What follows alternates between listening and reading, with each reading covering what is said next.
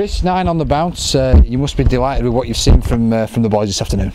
Yeah, absolutely made up with that. It was nice to go into the game without too much pressure on us, having secured the top 4 last week. But obviously a local derby like that, and having been so long since we've beaten Bradford, it meant a lot to win that game today. It really did. In the first half, we were 14-0 up at the break. Similarities with the game at Easter away at Bradford. What was the kind of coaching point of view at half-time? Did you want to make sure that the boys didn't kind of rest on the laurels? Because, you know, as we knew, Bradford were going to come out firing as they did in the second half. Yeah, we did. I think one good thing that a really good thing what Rich did was he didn't talk about what happened at Bradford last time, and that for me was definitely the right thing to do, because the last thing you want to do is talk about something negative that happened in the past. And we've been here before. The difference was this time we were able to, when they grabbed a couple of scores against us, we were able to stick to what we were doing well in the first half and get back to that with a few players coming up with some big moments that played into it. Yeah, we talk about the squad as well being really important at this time of the season. Bradford had a few players missing, but as did we.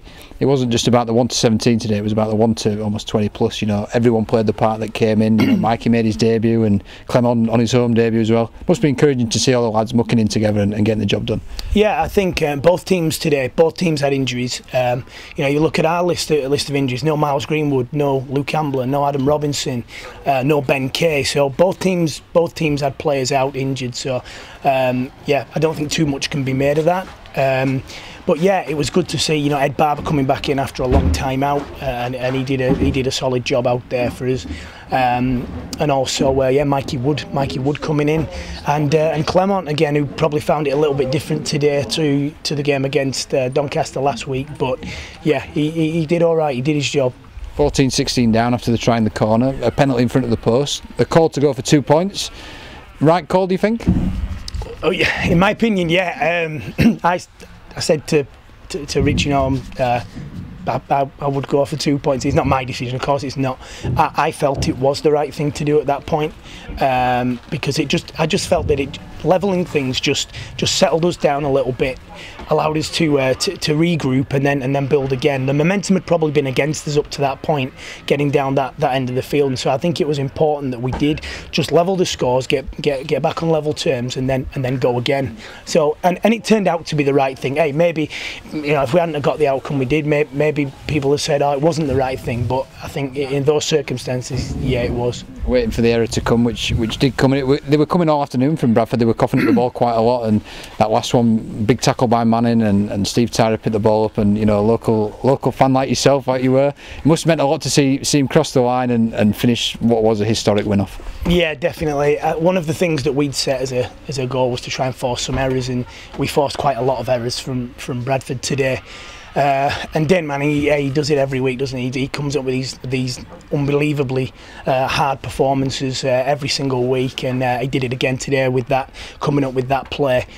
Yeah, I mean, for me it can be difficult because obviously I've spent my life as a Halifax supporter, right from being a child, watching, you know, Graham Eady and people like that, up to this year when I've obviously come back to the club as a coach, and so it can be difficult as in some of those moments when you're seeing something like that, and you've still got to try and maintain some composure and not be too excited about it. But yeah, it was a great moment, that. And great for all the fans in the crowd. Over 4,500 in the shade today.